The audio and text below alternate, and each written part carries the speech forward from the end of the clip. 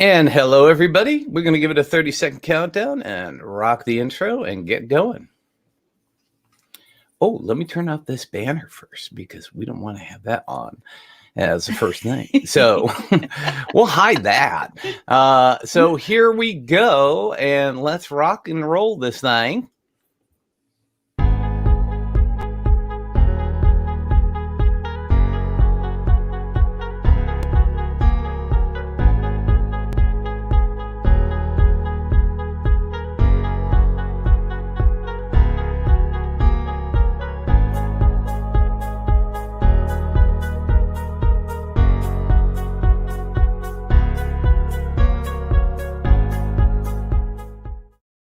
Hey, welcome everybody, and we're going to have a great guest today. But before we get to our guest, we have to remind you why we're here. We're here for bacon and coffee.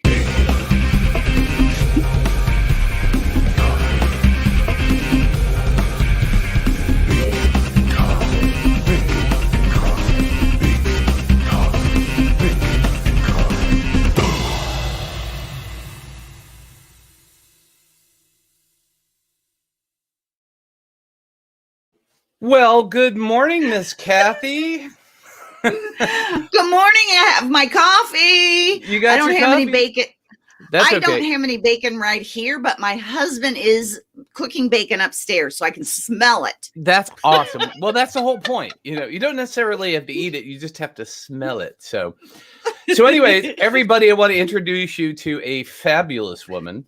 And her internet's a little slow because she's kind of in the middle of Nowheresville, and she just had a power outage and all that kind of fun stuff. But she made it at the nick of time.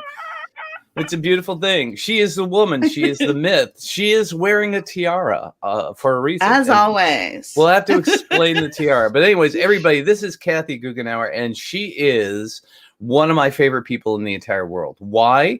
Because she makes my life better. Period. Amen. She has, ever since I met her, she has changed my life. And, I think we've had a great relationship.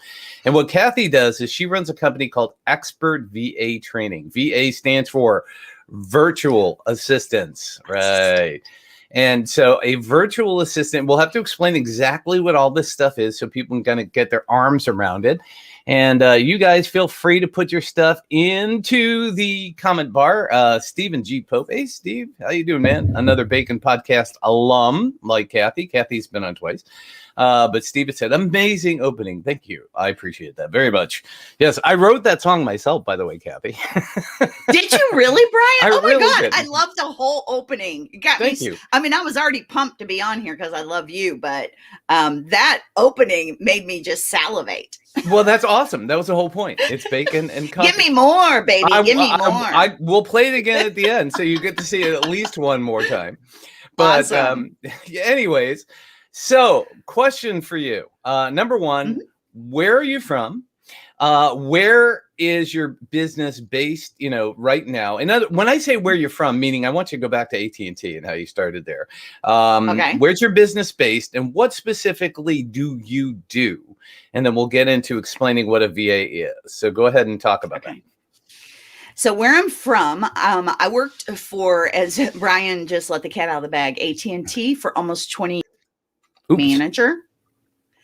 And I was 40 years old at the time of the incident I'm getting ready to share, which was I hadn't been promoted for quite a while, several years, and everybody around me was getting promoted. It wasn't like there were no promotions. So I went in and asked my boss, why am I not getting promoted?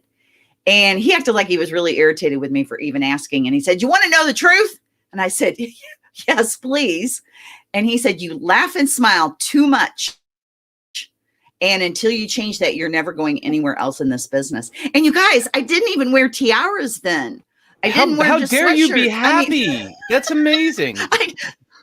I know, exactly. So he said, until you change that about yourself, you're never going anywhere. And I went back to my little tiny cubicle. I can still smell the stale air in there, and really cried hard and thought, I've got to change. I've got to change. And fortunately, Brian, I had already been doing a lot of self-help, I was 40, so thank goodness I had been. And I began to think, I've got another 20 years here. How am I going to do this? I don't want to do this. I want to be happy and joyful. I can do more. I don't want to play small anymore. And so I put together a plan, and 6 months later I quit. And when I took my resignation letter in to my boss, and this was 1996. So Brian, you know something about that era at the Bell System. And we had what were called BSPs, Bell System Practices. And I gave him the letter, and I said, this is my 2 weeks notice. And he said, you can't quit. And I said, oh, I can quit. I know the Bell System Practices, and I know how to quit. And he said, no, I mean, you're never going to make this kind of money anywhere again. You can't do this. And I said, not only will I make this amount of money again, I'll double it. That's how I was thinking at the time. I can double this.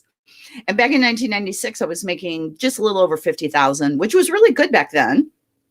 I remember the same thing. When I was working at AT&T, I was actually brought into my boss's office, and I said I wanted a raise because of what I was doing, and I was making about 40,000 at the time. I bought a GMC Jimmy for $10,000. I bought a townhome for $40,000. I mean, it was back then that money was really good. And he looked at me and he said, "Dude, you're an expense." And I looked at him and I said, "I'm an expense?" He says, "Yeah, I can't give you any more money. You're an expense, and I can't get any more money to give you. And as soon as he told me I was an expense, that was the day that I said I'm done. And that's when I opened up my studio, my recording studio. So I'm right there with you. Same, we're on parallel levels there. So So continue on. So I didn't even know about the virtual assistant industry at that time. And I took a little time off to travel with my husband. He had retired. Once I said that I was quitting, he actually worked for the same company. And he said, well, I'm going to take early retirement. They gave him a buyout. They gave me nothing. In fact, I went in and asked him, I said, what do I have to do to get a buyout? And they said, well, the only way you're going to get any money is if you are a really poor performer. And I'm like, what do I have to do to be a poor performer? And they said it'd take you too long to become a poor performer. Wasn't like 3/4 of the people you worked with, they all got bonuses and you didn't? That's weird. Yeah, exactly. So, so as I was traveling with my husband, I was buying and selling real estate or renting real estate online because we would move, like we moved to Nova Scotia, Canada, we moved to California. And as we did all of those moves for his work, I was buying and selling homes for us to live in. And I, with my marketing background and my big mouth and strong opinions, I started telling these real estate agents what I thought they should do to market their businesses better. And one of them said, hey, I want to hire you as a virtual assistant. And I'm like, what's that? And when he told me, I'm like, I'm in. And about 6 months after I started working with him, my husband lost his job. The telecommunication industry just tanked at that time. This was 2001. Yep. Yeah. And so I said, hey, we're living in Kansas City. We already own this tiny home, this fishing cabin in the middle of Mark Twain National Forest in the Missouri Ozarks, 2 hours south of St. Louis. Let's go live there and I can build this VA business. And my husband said, that is never going to work. We're not going to like it there. And I said, give me 6 months. And so we moved here. Within 3 months, my husband said, I'm never leaving. I love it here. And within 3 years, I was making 6 figures and just took off from there. That's awesome. So let's talk about VA. So everybody knows what a VA is because there's a lot of different, there's agencies. VAs have good names and bad names. And, back in the day at AT&T, we had a pool secretary, and it was, and I cannot remember her name. I can remember her face, but she worked in an office down the way and she worked for like a bunch of different departments. And that was the thing at the time. Now we no longer call them secretaries. They are assistants, but a virtual assistant is something different. It basically is kind of the same thing, but it's not, right?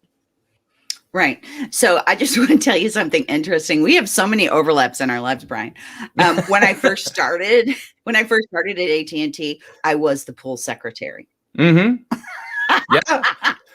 That's crazy. I know. I was 19 years old, and I had just graduated from Miss Hickey's business school, Miss Hickey's Wow. secretarial school in St. Louis. Yeah. And I fell on top of the world getting that job. And, back then, that was 1977. It was a great job to have.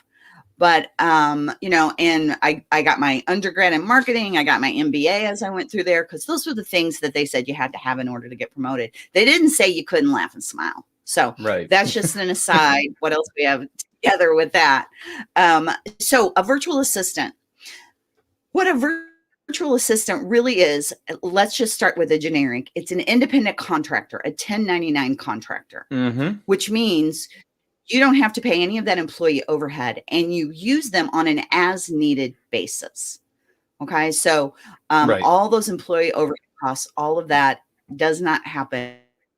They should come into your business already knowing how to do whatever it is they specialize in. So for example, Brian, I know you hire people who do writing for you, who manage your email. And by your email, I mean your marketing email. I don't think you have anybody doing your inbox email. So you have one person who specializes in a program called Active Campaign to manage your marketing email. You have another, you probably have several people who do writing for you. And that's what virtual assistants can do now. But only virtual assistants who actually, I call them, have the 3 Ps. They're professional, which means they understand that they are a business owner. Yes, like all of us, they have lives, but they have to be, they have to meet deadlines. They have to let you know in advance if they're going to be gone, all of those kind of things, professional. They have to be problem solvers. They're not to come to you, Brian, and say, I don't know what that password is, or I can't make this work in Active Campaign. They figure it out. And third, they have to be proactive. And this goes back to what you said when you said your boss said you were an expense. A really great VA should not be an expense. They should be proactive and able to help you save time, money, and make more money. Those 3 things: time, money, money. So let me tell you my story down the VA chain. Okay, so when I wrote my first book, I was doing everything myself, and of course, I was hiring coaches, and coaches say, "You need help, you need help, you need help." And so I went down all the VA realms. Okay, I went to a website called HireMyMom.com, and I found some good VAs. But the problem was after time, they started to kind of fall apart. They weren't doing things on time. They, would ignore emails. They, and then they come back. Oh, I'm sorry, my kid got sick, and, yada, yada, yada. And when it was for myself, I could deal with that. That wasn't a big deal. The other way I went down too is there are VA agencies. I've spoken on stage with guys who own these big VA agencies out of the Philippines. And, and I've seen them in the Philippines and Vietnam, all over the place. And those VA agencies are great. You get a team, you get these people that solve all these problems. There's one major problem, or actually 2 major problems with that. Problem number 1 is when you're getting up in the morning, they're going to bed. And problem number 2 is their culture is very different. And they aim to please, and they will always tell you yes, even if they can't. And so what I was finding is I would get a lot of yeses, and then I'd go, well, where is it? Where is it? Where is it? Where is it? Where is it? And, I kept running into problems with that. So the biggest thing when I found you, and I don't even remember how we originally connected. I'm not 100% sure. Brian. Yeah. It was It was probably through somebody that I met who said I need to meet you, or talk to you on the podcast or something along that lines. But when I met you, the one thing that I found out of your VA thing, I remember who it was too. I remember exactly how I got there. It was somebody who actually joined your program who I was already using as a VA. And she was in actually one of my programs. she was learning how to run her business, and then she joined your business.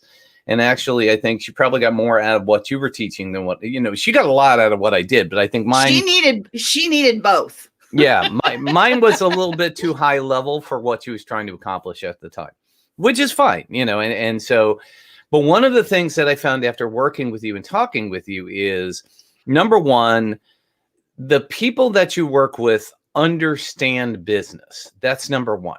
So for me to be successful with my clients, I need to find people that understand that I am working with another client. And when they're working for me, they're actually working for that client. And that client has deadlines, and they have, here's the deal. If you don't deliver something on time, say somebody's doing a webinar and an email doesn't go out, or a blog doesn't get done, or something doesn't get done, and people don't show up, they lose, potentially $100,000 in sales.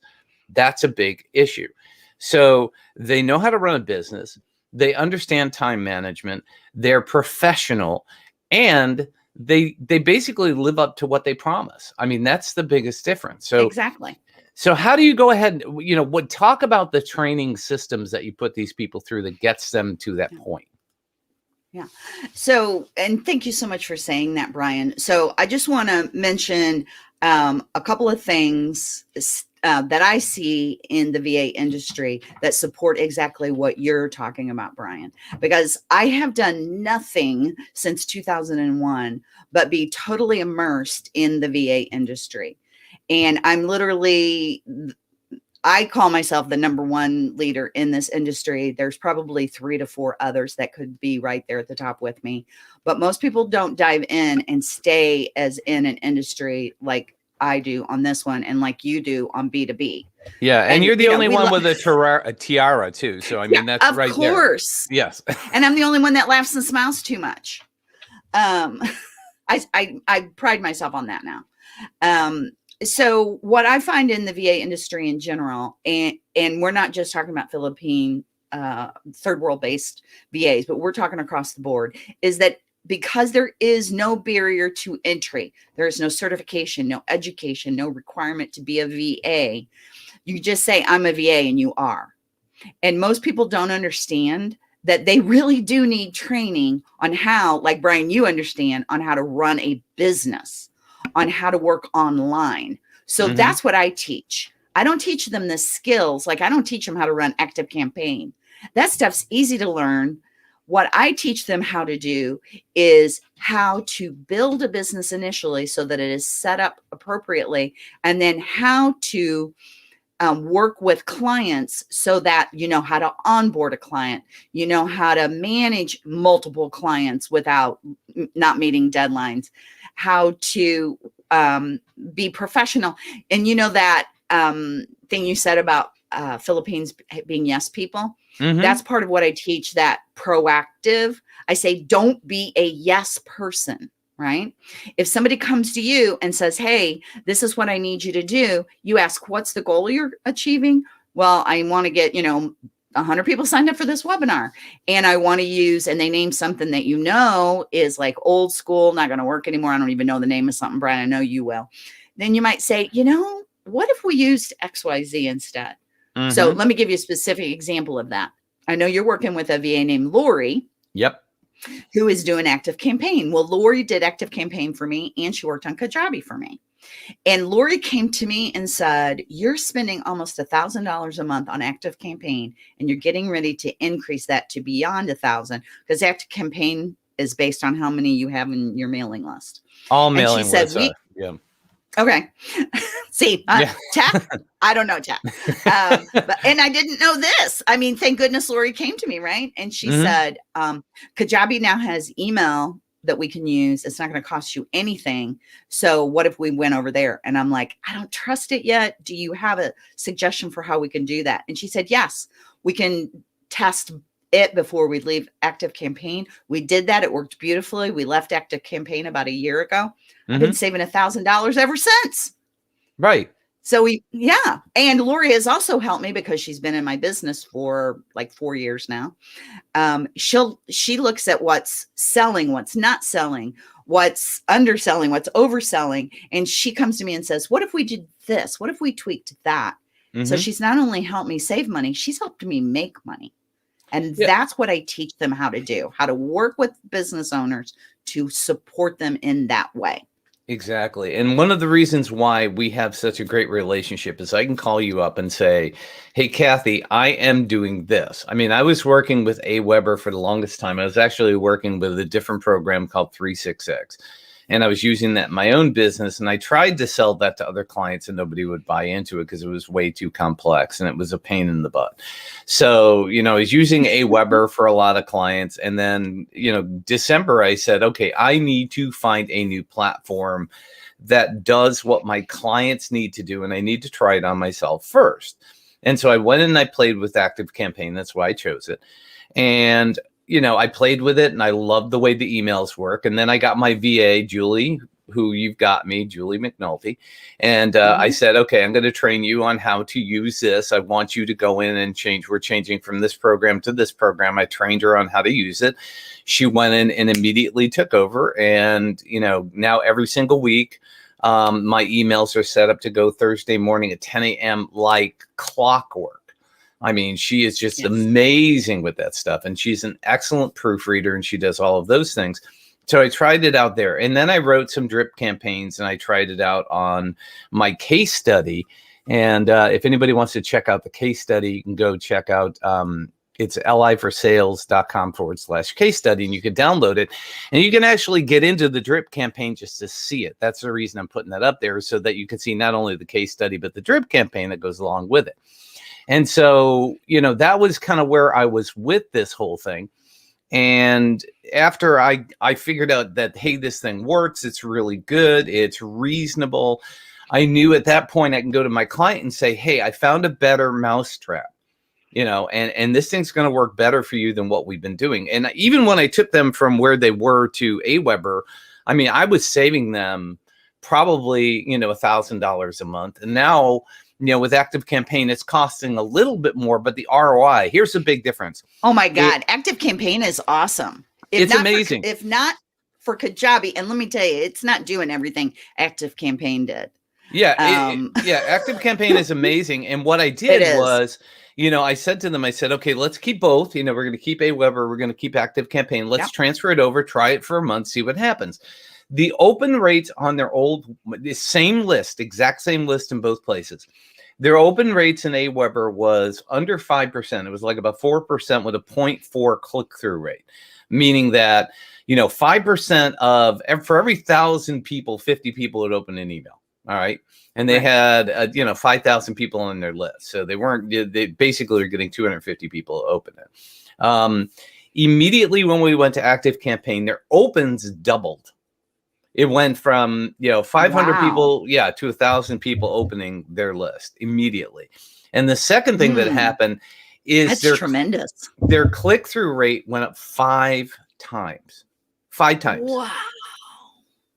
And so, and I might have to relook at Active Campaign. I was going to say, but then I come to you, so I started playing with it, and I said, okay, and they came to me, my client came to me and said, one of the things we want to do this year is drip campaigns. And I said, okay.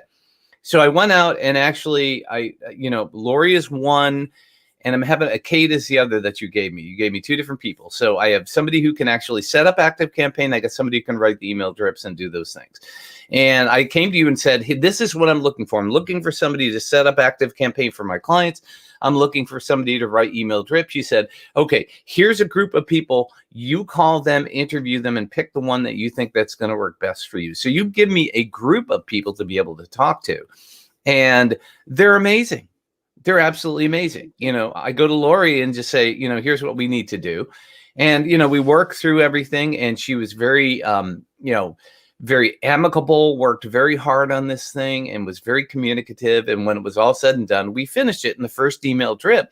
I mean, the open rates on the email drip when we finished it were like 66%. That means that, I have never heard of an open rate that high, Brian. On email drips. Okay, so what happens is somebody downloads something and then they get a series of emails after it, and the open rates were 66%. And I'm going, this is amazing. So the client came back to me and said, okay, let's do it on this one. Let's do it on this one. So now they're looking at doing more of them. As a matter of fact, we just changed their they have a pop-up form on their website. They wanted to change it to Active Campaign and build an email drip on that as well. And it's like, so what I'm trying to get across is, number one, the people that you give are very targeted in what they can do. So the first thing I think that people need to understand is, what do you want to do? What do you need? Right. Where are you, where are you spinning your wheels that you could hire somebody else to do this? And the cool thing is, my clients are making more money based on the people that I'm hiring. And I believe that I'm helping the VAs because I'm teaching them how to do things faster, so they can make more money in less time. And, in the meantime, I have happy clients, I have happy VAs, and I can go golfing. I will tell you right now, everybody, I have two things I want to say about that. One, everybody that works with you loves working with you, absolutely loves you. Two, they think that your last name is Bacon. Yes. So it's Brian Bacon. And if anybody brings you up, they're like, does he have any openings? Because I want to work with him. And I have another secret that I want to share with you, Brian. I think you probably know this already, but your audience doesn't. You asked me what I teach them, but I have a secret even before I teach them of how I get such amazing people, which is, I don't allow just anybody to sign up for my program. There's an extensive vetting and application process. I love that. And why do you do that? What's the purpose behind it? So Brian, we talk a lot about making money, and I love to make money, but that isn't how I'm primarily fulfilled. Yes, I love making money. I'm not going to stay in business if I'm not making money, but my goal is to really teach professional women and professional men, if they're interested. Just most men aren't interested in this industry because they don't know what they're missing out on. That there is an alternative to slaving away at a corporate job and working for the man. So I go out looking for professional women like Julie. Julie was already a writer. She was already brilliant at what she did. Yes. So all I had to do was take the skills she already had and help her learn how to build a business around it and, work online. So that's what I look for. And the people that I primarily enjoy working with are anybody that was at a corporate world like you and I, because we have that built-in work ethic that we've already learned. We already know how to be professional. Teachers, because teachers love to learn, and you have to love to learn to be a VA, because it is an ongoing learning process. And Brian, you and I were talking about that. As entrepreneurs, we have to love to learn too. Always, because things just change too quickly. Yeah, you've got to evolve. I mean, when I started my business 20 years ago, there was no LinkedIn, Facebook, Twitter, none of that stuff. I mean, websites were completely different. Email marketing was different. None of this stuff existed. Now it's like, I mean, believe it or not, it's only been 10 years or 11 years since we've had iPhones, which completely changed the world. It's only been 3 years since I've had one. Wow. I got my first cell phone 3 years ago, because until then I didn't have, I still don't have cell service, but once the iPhone came out that was able to work through Wi-Fi, I was able to use one here. Nice. That's how far in the woods I live. Yes. Nothing commercial can be built in a national forest. So, I have to drive an hour to get to a grocery store. But Brian, I would love for you to share with people that aren't used to working with VAs. Could I ask you a couple of questions? Because you're like an ideal person to really explain this. Okay. So we're going to switch. We're going to switch seats here. I'm moving into the. I wish I could move us around, but I can't. I'm moving into the Jay Leno position. Okay. Into the Johnny Carson position. So I wish I had an envelope in my hand right now. I would go. Karnak says. Right. You can tell how old we are. Yes. So how many of the VAs that you work with do you work with full time? None of them work full time. Exactly. Yeah. Exactly. But they all have very specific tasks on regular basis. So that's one of the things I try to do is find, there is a rhythm to what we do. Like Brenda Christopher, who does my Google Analytics reports for my major clients. I mean, Mhm. she's doing, 2 a month for one a month for another, and so on. And so, we have a set thing that she does all the time. Julie, she does my blogs. She basically proofreads and posts my blogs every Tuesday, sends out my email every Thursday. And the bottom line too is that if there's an opportunity for me to promote them to somebody else, I'm constantly saying, you need to work with Julie. I don't need to get in the middle of Yeah. this. I don't want that. That's not my business. That's not my space. Right. Right. Here's somebody. So I've had, my business coach say, I need somebody. It's like, you need to talk to Julie, and so on and so Yeah. forth. And I constantly recommend them to other people to try to help them get more business too. Yeah. So does that answer your question? Yeah. And why do you like having multiple people specialize like that? What is it that you like about that? Well, because everybody has different. Okay, so in my business, there are so many different things that I do. I mean, not everybody I have comes directly from you. I have a guy that does nothing but program Zapier, who's a mega geek. I know, but but he's a mega geek. He's my pet geek, Mike, and he is just amazing, and he does something that I can't find anywhere else, and I can bring him into a client because he worked in corporate America, understands C++, heavy hitter program. Yeah, I don't have anybody in my group that does coding like that. Yeah, I mean, this is, there's certain skills. There are times I need graphics. There are times I need email writing. There are times I need blog writing. There's times I need ebook. There's times I need design. There are times I need just somebody Pat Taylor's amazing. Every time I need somebody to organize something, she's amazing. I go to Pat and say, okay, here's what you need to do. Make me a spreadsheet. Here's the goal. And boom, she's on it and gets it done. So they all have specialties. Pat's a perfect example. I'm sorry I interrupted you, but Pat is a perfect example. Pat worked for Sears for like 40 years or something.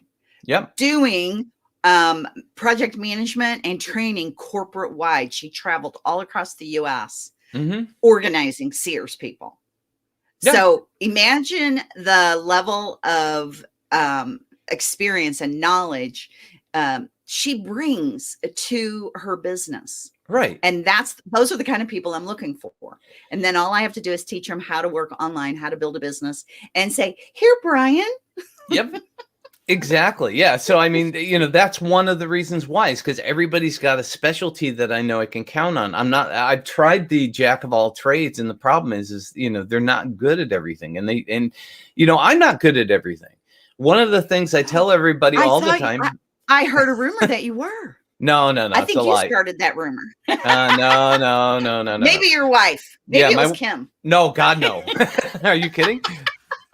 I was right twice this year and she let me know it, but that all went away, I mean, that lasted literally a day and that was over. No, I love my wife and she's amazing. But no, the one thing that I always say is work to your strengths, hire to your weaknesses. And in my business, let me explain my business to you and how all this fits in. There are 3 levels, and actually Mark S.A. Smith, who's on the call, he was on a few weeks ago, and he's going to be on next week. He basically talks about strategy and big from a very, very big high level area, for bigger businesses, because that's my niche. And he talked about the 3 levels of marketing. There is the strategist, there is the manager, and then there is the technician. It's very much like the book, The E-Myth Revisited, except when it comes to marketing, it's different. Marketing, you need somebody that can see the big picture about what's happening, the entrepreneurial, understand the nooks and crannies, understand the biggest thing about marketing is marketing needs to be a tool that helps sales actually fulfill its mission. Marketing is not a standalone thing. So, the strategist needs to understand what's happening in sales and be able to communicate the messages out to the audience that helps the salespeople, create conversations, to build relationships, to just be in front of the right people at the right time when they need something. That's what the strategy is about. The manager, which I've also come to you at the beginning, right when COVID hit, I had a manager, Zena Lee. She was amazing. And unfortunately, COVID hit and everything died. But, what I did is I filled in that manager role. What the manager is the traffic cop. And she's amazing. She helped me set up Asana. We never got quite there with it, but I hope to get back into it. And if it's not Xena, it'll be somebody else. If Xena's working on some of the projects, that's fine. But I know it can come to you and say, hey, I've got a sauna set up. Find me an sauna expert, and I know you will do it. And that person is we got plenty of sauna experts. Yeah, so that's the traffic cop. That's the person that says, okay, you do this, you're working with this client, you're working with this client, here's where we are in the phase. You need to do the outline for the blog, you need to write the blog, and then somebody's got to post the blog. And so person A does this, person B does that, person C does that, and I make sure it gets completed and it's on time and it's on budget. That's what the manager does. The last piece of that puzzle is the technician. And the technician is somebody who knows their stuff so well that they, like you said, they not only do it well, but they're also learning and saying, hey, have you tried this, or have you thought of this, or here's something cool that's new within this program that you didn't know, or maybe, so Right. they come to you and they actually educate you on what's available. So then I can go to my client and say, hey, you know what? Active Campaign came out with this neat new feature. And my VA said, that this is something that we need to look at. Let's look at it together and see if it makes sense. And, and that's the beauty of it, is they know their stuff. So they become basically trainers to me of what's available and how I can help my clients better. And they're also part of the mission. The mission of my business has one purpose and one purpose only. And that is to get my clients to make more money than they spend on marketing, period, amen. They need to make $3 to $10 for every dollar they spend, period. What? What are you laughing at? I'm not Catholic, but I'm trying, because you said period, amen. And I'm like, I'm not Catholic, but I'm trying to do the sign of the cross. Yeah, there you go. He's Catholic. And I'm like, how do you do the sign of the cross? I'm doing it. Period, amen. Yes. And it's Lent, right? So you all have to be repentant about it, right? But I mean, that's essentially, that's the whole purpose of the business, is it. That's it. And like you, I also look at clients and say, okay, I can work with this client. I can't work with this client. I can't make somebody money. I get people coming to me all the time who are authors. And they say, I see what you're doing, with your books, and I want you to come work for me. And I said, I can't help you. Why can't I help you? Because you're making $1 a book. In order for me to make you, I'm going to have to sell 10 books for every $1 you spend. And I can't do that. It isn't going to work. There's just not enough people who are going to be interested in your book. So I've got to make sure that, the people I'm working with are going to see ROI. And that's one of the things about this ecosystem, is your people are the cog that really runs the engine. That's what makes my business work. And that's why having good quality trained business people, VAs, is so incredibly important. All right, expand on that. And Brian, I still have another question for you. Okay, fire away. Go ahead. Don't you love that I've turned the tables on you? I'm loving this so much, because I love messing with you, Brian. I know. I've been on your show, so next time I'm on your show, I'm going to do the same thing to you. Oh my gosh. I already telling everybody about what a great podcast we have, and sharing you gave some great tips. Like always, you're just full of wonderful knowledge, Brian. Thank you. So here's what I want to make sure that people understand. So yes, I vet people, I bring in amazing people, and then I help them identify what to specialize in so that they can love what they do and love, stay really focused and dive deep into an expertise. Then somebody like Brian comes along. And by the way, I help everybody like I help Brian. I know he thinks he's special. He is special, but he's not the only one that I help, that I refer VAs to. He tells me I have to give him the number ones. And Brian, I have a new number one to tell you about. You just made me realize that. Awesome. Yeah, but he makes me give him the number. He does. He tortures me otherwise. But so they've got their businesses. They're working. They understand their specialty. Then somebody like you hire them. And no, you don't need to train them on the in-depth how to use Active Campaign or how to write or any of that. But you do want to share with them your brand information, how you want them to show up for your business. Exactly. So there is like 30, 60, sometimes even 90 days worth of, especially the first 30 days, getting them integrated into your business. So Brian, here's my question. How do you do that? Do you have tips for people on how you best integrate an independent contractor or a VA? Well, what I try to do is, when we first get together, I try to set expectations. And the expectations are this. I'm going to say the first job is going to be difficult. All right. It's going to be harder than you think because you're going to have to learn some things that maybe you don't know already in order to fit into the mold of what I do. And you know, I don't want to call anybody out, you know, specifically, but I can say that, you know, there are You don't times. want to use their initials, but it's Kathy Goughenour. Yeah.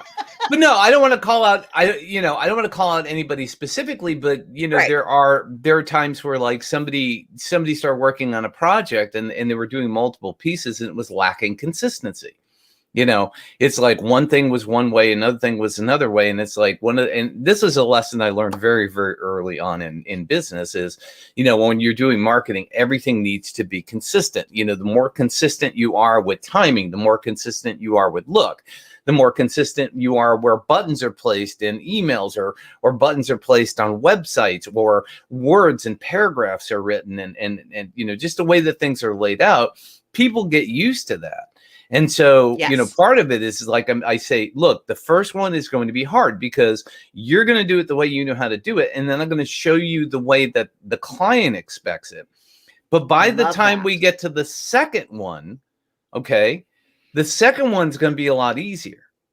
And then the third one is almost going to be automatic and where it's like super, super simple. So one of the things I try to tell them is the first job, expect to spend more time than you expect. All right. Oh, I The love second job, expect to spend either what you expected or less. And by the time you get to the third, fourth, and fifth job, you're going to be spending maybe half to a quarter of the time you originally expected. So what I tend to do is I tend to say, okay, this is what, you know, I have a set price that I go to my clients with and say this, you know, a blog is going to cost this. An email is going to cost this. That's what they want. They want a menu of services. They don't want to be hit by surprises that one blog takes 10 hours and one blog takes 2. You know, they want to know a blog costs something. So I tell everybody, it's like, this is what I expect. This is what I need you to do. This is where we're going to go. The first one, you might lose money. The second one, you're going to probably break even and make a little money. By the third, fourth, and fifth, you're going to make so much money, you won't know what hit you because you'll be able to do it so damn fast. You know, because that's my goal is to systematize and train these people on how to do it better. And that's what makes my system work so well for my clients is they know what to expect and they have a measurable ROI. So they know if, you know, I had in my case study that I showed before, you know, one of the first questions the client asked me is what are we getting for the money that we're spending? And I said, I don't know. I got to go look. And when I looked at it, you know, I started to figure out, well, you're paying for this, but you're not getting anything out of it. You know, stop doing that, do more of this. And then after a while, we started seeing so much ROI out of specific things that we started doing more of it and no ROI of other things. We stopped doing that. And now all of a sudden they have a measurable that says that when we do this, we get X amount of people to connect with it and talk to our sales team and we can generate $10,000 to $100,000 in sales based on this activity.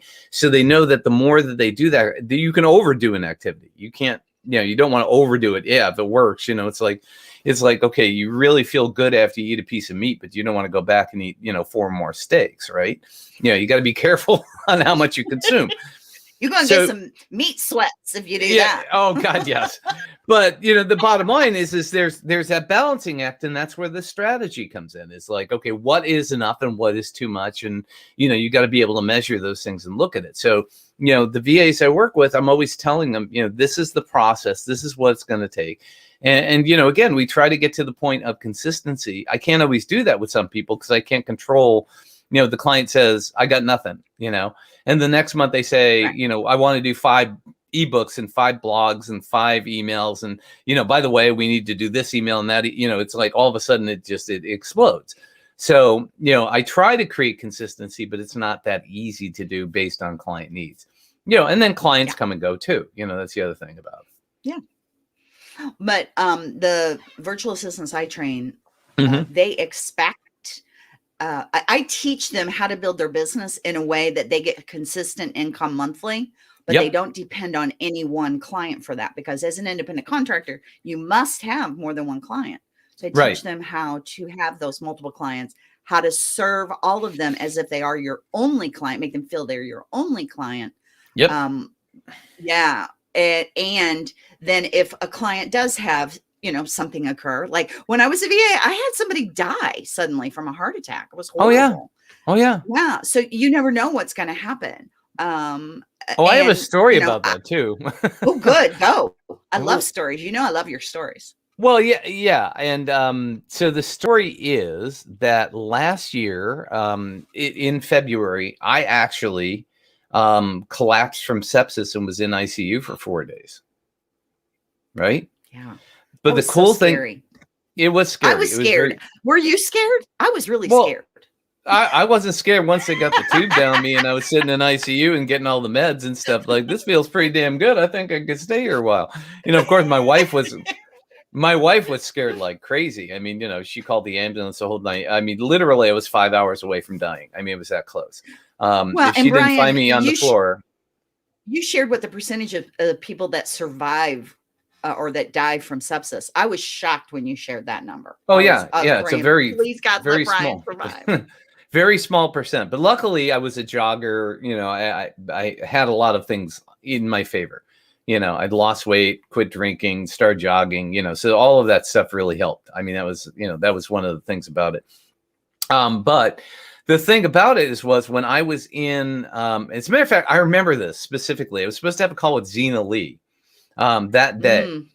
And I was in the emergency room, and I said to Kim, I said, you need to go home and get my phone. She went home and got my phone. I got my phone. I called Zena. I said, Zena, I can't talk to you.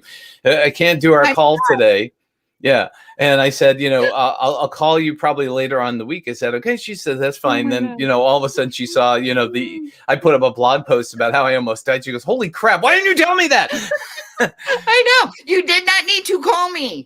I know, but I did, but the cool thing is that, I mean, at the time, Allie and Julie and all the VAs that I had working for me, kept the business going. While I was in the ICU, I didn't have to worry about it. I mean, they were doing all the things I needed done for my clients. And that was the thing about it, is by having those VAs, I could go through an episode like that and not watch my business crash and burn, because I've had that happen before, where I got sick or something happened and I couldn't, I lost internet access or, weird things, and all of a sudden, my business crashed and burned because I had no backup. I had no system. I had nobody else there but me. And that's a scary place to be. It really is. It is. So. Oh, yeah, it is. And it's awesome when you have a team like you have and a team like I have who can run that business for you no matter what happens. Yeah. I had a power outage this morning. We don't have any bad weather or anything. It's just, where I live, things happen because, nobody takes care of the infrastructure in the national forests. But guess what I'm doing now, Brian? My husband and I ordered a whole house generator, and we will have that installed as soon as it's finally here. After there you go. Now with COVID, it takes forever to get stuff like that. But we ordered it like 6 months ago. It's supposed to be here this summer, so I'm super excited about that. I won't have these power outage issues anymore.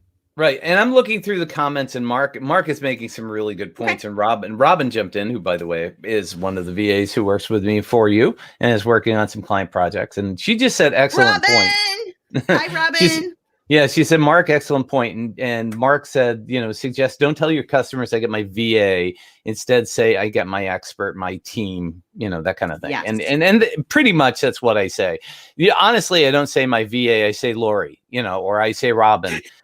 Or I say Jennifer, or I say, Allie. I just say, Allie does this, and this is her, she's the expert in this place, and this is why I hire her. So I don't say VA, I actually use their name. So the client understands there's somebody sitting behind there actually doing this, and it's not just, some magical. And one of the other things I want to say too, that I think is really uber important, is that in my B2B business, and Mark says, VA is an in-house vernacular to the client, sell the expertise and the position of power to the person. That's exactly what I do. I agree with them 110%. We're saying VA because this is what we're talking about today. I mean, that is between, you, me, and them, and the people that I hire. But when it gets down to the client, it's different. I approach the client differently with it. But one of the things I really want to say that's super uber important is, You train people how to run businesses, and most of the people that you come from organizational backgrounds, meaning that they understand how to speak to the client, all right, and how to have a conversation with the client. The people, I could not get anybody from the Philippines to jump on a Zoom call with a client. Right. What I can do with Robin is I can get Robin or Jennifer or Allie or Julie or any of the people that I work with through you. And I just say, hey, Robin, we're going to have a call with, Mike or Bob or Chris or whoever. And we're going to get on the phone, or Dave, and we're going to get on the phone and we're going to ask some questions, and I'm going to record it and transcribe it for you so that you have this. And we're going to ask them the questions about what they want to write about, so that you understand not only their business, but you can ask them questions that's going to help you be better at what you do. And so they get personally introduced, online. And I trust them to get on a call and not, look like they just, look like they just got out of the trailer. The trailer's the wrong way of saying it. The outhouse, or something along that. They look professional. They act professional. They do all the right things. They don't look like hoarders. They don't look like hoarders. Thank you. Yeah, that's the best way to say it. Well, we just got done watching was it Nomadland, and I love that. I would just all of a sudden that came to my head. I watched it last weekend. It was fabulous. Yeah, it was fabulous. It was. Yeah. But it just, it's, and that's actually probably not a bad point. Nomadland is about people that basically are traveling around the United States looking for work. And Frances McDormand, who is Margie in Fargo, it's like, she's amazing. Love her in Fargo. Yeah, she's one of my favorite actresses. Yeah, she's amazing. But I mean, the whole course of what she does is, she works at Amazon, and then she works at, this other shop, and she's constantly she's going from job to job to job to job, trying to survive. That's not what this is. That's not who these people are. In the hiremymom.com thing, that was people that were kind of going down that road too. They were kind of like, I need to make some extra money. Let me do this. Let me do that. And they did not understand business. They couldn't be as consistent.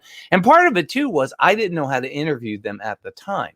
And the beauty is when I call you, I don't have to worry about it because you already have done all that work for me. So I don't have to, I don't have to pre-vet. I don't have to go through the big, long process of trying to figure out, is this person telling the truth? Are they legit? Can they do their work and stuff that? Mm-hmm. And Mark said such a great point on onboarding, allow 5x expected time for the first 3 cycles. Otherwise it can result in frustration and shame. And he's right. That's the key thing that you do is they're vetted, they're trained, they understand what's going on. I think that's a huge difference, and it makes all the difference in the world for me and my business as my clients, right? Thank you. One thing I want to mention, because I find people who don't understand how VAs work and how my particular business model works is they get confused when we talk about me giving you VAs. These, and by the way, the term I use, and I've trademarked it to Mark's point, is I teach them to become virtual experts. Yes. So that takes them from that generalist VA to that specialty level. Now, in between, I call them an expert VA. So as they're learning, they're an expert VA. And then as they reach that top specialist level, they become a virtual expert. And I teach them all along the way. Mm-hmm. But they do not work for me. They are simply taking my training. They become certified in my training. And then I know them personally because, as I mentioned, Brian, when you do this much personal interaction with them, you can't bring on tens of thousands of people like other VA training companies do. I bring in 20 a month max. And normally it's more like 5 to 10 that I bring in new max. And then they go through the training and they work with a coach and they get all of that hand holding that they want. And then we have a directory people can use if they want to choose for themselves. You can find it at expertvatraining.com. And we do free VA matchmaking for anyone like Brian or anybody else here that would like to have that. We do that for free for you to match you up with one of the amazing experts. And if you don't know, if you're not a Brian already and you're like, I'm not sure what I need, I'm not sure what specialty I need, that's okay. That's what we help you with. Mm-hmm. And I've sent a lot of people to you. I mean, Mark James is, yeah. Love Mark James. Mark, if you're listening. Yeah, and but I mean, I'll constantly send people to you because people ask me, it's like, how do how do you find these people? And the answer is that you are my go-to source because you train them, you work with these people, and I know I can trust them coming from you, and that's the biggest thing, is that level of trust, because basically I'm putting my business in their hands. Yeah. And that's uber important. Well, I also know, once I work with somebody long term, like I am with you, I know the quality that you're looking for. I know. Mhm. Yeah. So, yeah. So, like Robin Smith, a shout out to Robin. That's who we were talking about. She is such an amazing writer. Not Oh, she only is she is. writing. Yeah. Did you hear the number of articles, travel writing articles that she got on #1 spots on Google in the past 6 months? It's Uh, mind-boggling. I've seen it. Yes, I've seen it, but I don't know the specific number. But I know that she's Yeah, amazing. And the thing is that, okay, so let's give Robin some kudos here. yeah. I came to you and I said I need somebody who knows how to write about technology, because I have a company that's in the technology space. And you said, okay, I've got Robin, who is out of Philadelphia, she was an IT manager for a school system, and she understands technology like nobody's business. And I said, okay, connect me up. And we talked, and everything she's done has just been amazing. And the clients love it. And the one thing I could say is, and this is the biggest compliment, I think, to your people and to my business and anything else that's happened, is my clients come back to me and they tell me, Brian, the one thing I could say about what you're doing is that our vendors are noticing our material and they're commenting on how good and professional and different it is. So in other words, my Ooh, I clients' love that. vendors are seeing the stuff that That's they're putting amazing. out. And it's the quality of writing that, it's the writing, it's the graphics, it's the video, it's the Mhm, webinars, it's all those things, and mhm. so you help me build a team that makes them look good in the spaces where people are paying attention. That's Yeah, huge. yeah. It's huge. I love it. I Yeah. love what you're doing, Brian. I love that you get to live the life that you want, and you're Hmm. helping others be able to do the same. Both those people on your team and your clients. It's just a beautiful thing. You're It changing the is. world, Brian. Well, and one of the things I've been doing lately, I walk my dog 2, 3 times a day, been listening to Blinkist, and it's like, what's your purpose in life? What are you trying to do? And the bottom line is, I just want to make the world a better place. It's really all it Me boils too. down to. There's Me nothing too. wrong with making money. You don't have to I be love that great. money, honey. Yeah, I know. You don't have to be greedy, but the bottom line is, if you can make the world a better place and make money doing it and make other people's lives better, make your clients' lives better, and it's a win-win all the way across the board, what you're doing is you're generating good in the world. And that to me is essentially what I try to do. That's why I'm very picky about the clients I work with. Is like, if I can't make you money, I'm not going to take yours. It doesn't make any sense. And the same thing with the VAs. If I can't make them money, if it's going to be too hard for them to do it, I don't want them to, work for less than what they're worth. That's it. It's not about, finding somebody at $5 an hour and selling them for 100. That's not that's what the model is when you go to the Philippines. Those people work for $5 or $10 an hour, and yes, you can get human beings to do things, but the quality's not there. And Could I comment on that? Could I comment yeah, on that for please, just a minute? please. So I think there is a really big misconception when people look at the dollar per hour Yeah. scenario, Hmm. because most of those big companies that you're talking about who are out there helping you get Right. $5 per hour people, they require that you purchase, that you pay a full 40 hours a week at $5 an hour. Right. And every month in and month out. And so what I have found when I've talked with individuals who've actually gone that route is they end up spending more, or Right. at least equal to the amount that they would spend for a first world based, well-trained virtual expert Hmm. who doesn't require any level of, you must work with me this number of hours. Right. It's literally based on the number of hours you need. So I don't see a big cost savings in that typically. Yeah, and there's a second point I want to make, and then we're pretty much at the top of the hour, but I do want to make the second point, and that is the cost per hour. A lot of people look at, we're talking about $15 an hour now as a minimum wage, right? One of the things that most people have to understand is that us as entrepreneurs, including the experts, the VAs, they're entrepreneurs. The average entrepreneur does not work 2,000 hours a year. If they're lucky, they get to work half that time. All right. So basically, if you take the hourly rate and you add 1,000 to that, that's what they make per year. Now you got to add in expenses and websites and all this other stuff. And when you sit down and you look at the value of what you're getting, it's not that expensive. It's a lot less expensive. Not at all. No, and you're getting good quality people reasonable at good rates. But the problem is people try to undermine the cost. Is can you do it for less because I can get it cheaper? That you don't want that. You want to pay people what they're worth, because they are going to deliver better quality stuff. So that's huge. And they will stay with you long term. Right, exactly. So Brian, I mentioned that I was a VA back in 2001 for real estate agents. Yep. To this day, I have those clients from all those years I did it calling me going, I know you're not doing VA work anymore, but I know you're training them and they got to be good. So do you have one that can do blah, blah, blah? Right. That is what you're looking for. You're looking for people that are going to stay with you long term, are going to help you build your business. Because if there's a fast turnover and you're not valuing your team, it's going to cost you money. Yep. Fast, really fast. So, all right. In closing, tell people, number one, how to get a hold of you. Number two, tell them about your podcast, and give many other final comments that you want to have. Go ahead. Okay. You can get a hold of me at Kathy, Kathy, at expertvatraining.com, just like on the screen. Email me directly and we'll get you set up with a free VA matchmaking session if that's what you would like to have. Mention Brian Bacon Man. And if you know somebody, or if you are interested in learning more about becoming a virtual expert yourself, you can go to expertvatraining.com and check it all out. And my podcast, Dare to Leap. Dare to Leap is my podcast, and Brian will be on there any day now. And Mark James is one of my, I think, first 5.